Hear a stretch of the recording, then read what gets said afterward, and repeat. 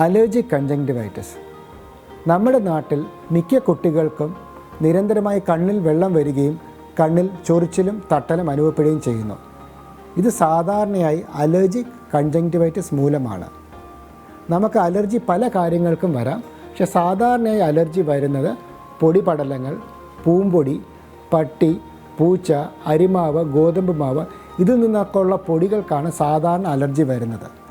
അപ്പോൾ നമ്മുടെ കുട്ടികൾക്ക് കണ്ണിൽ ചൊറിച്ചിലുണ്ടെങ്കിൽ കഴിവതും ഈ കാര്യങ്ങൾ കുട്ടിക്ക് അടുത്ത് പോകാതിരിക്കാൻ ശ്രദ്ധിക്കണം. പട്ടി ഉണ്ടെങ്കിലോ പൂച്ചയുണ്ടെങ്കിലോ അത് കഴിവതും കുട്ടിയിൽ നിന്ന് അകറ്റി മാറ്റി നിർത്തുക.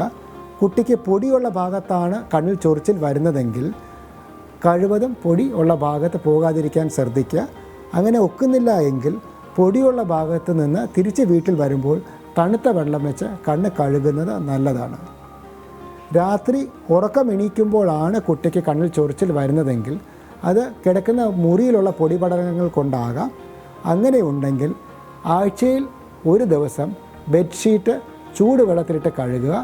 അതുപോലെ തന്നെ കിടക്കുന്ന മെത്ത നല്ല വെയിലുള്ളൊരു ദിവസം വെയിലത്തിട്ട് ഉണക്കി അതിൻ്റെ പൊടി മുഴുവൻ അടിച്ച് കളയുക.